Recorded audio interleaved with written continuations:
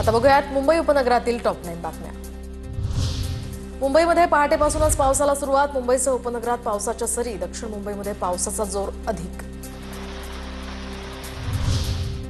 अंधेरी, बोरिवली, मालाड यासह दहिसर, गोरेगाव, विलेपार्ले आणि सांताक्रूज भागातही मुसळधार पाऊस। हवामान खात्याकडून अलर्ट जारी। सखल भागात पाणी साचण्यासही सुरुवात। वसईतील पर्यटन स्थळांवर पोलिसांचा मनाई आदेश। चिंचोटी, देवकुंडी या धबधब्यामध्ये जाण्यास पर्यटकांना मज्जाव। पर्यटन स्थळांवर दुर्घटना घडू नये यासाठी पोलीस प्रशासन सतर्क। मुंबईच्या गोरेगाव पूर्वेकडील कन्यापाडा परिसरामध्ये पाणी टंचाई विरोधात पालिकेच्या विरोधात रहिवासी हंडा मोर्चा काढणार। मुंबईमध्ये झोपडपट्ट्यांच्या स्वयं पुनर्विकास प्रकल्पांना 10% वाढीव जागा आणि 4% व्याज सवलत। तज्ञ समितीकडून आता एक खिडकी योजना आणि स्वतंत्र विकास प्राधिकरण स्थापन करण्याची महत्त्वपूर्ण शिफारस। म्हाडाच्या कोकण मंडळाकडून घरांसह भूखंडांच्या विक्रीसाठी सोडत जाहीर। पहिल्या 6 दिवसांमध्ये अनामत रकमेसह 2772 अर्ज सादर।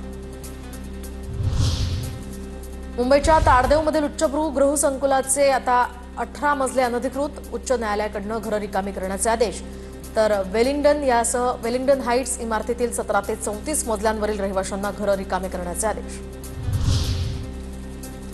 मुंबई पालिकेच्या सफाईच्या कंत्राटाला 24 कंपन्यांचा प्रतिसाद। 21 विभागांसाठी आता पालिकेकडून अर्ज। निविदांमधून अंतिम कंत्राटदारांची निवड करणार। कल्याणमध्ये शेअर गुंतवणुकीच्या आमिष दाखवून लाखोंचा गंडा घातल्याचं समोर। 800% नफ्याचा आमिष दाखवत ऑनलाईन लिंकद्वारे नोकरदारांची फसवणूक। पोलिसात गुन्हा दाखल। अधिकचा तपासही सुरू।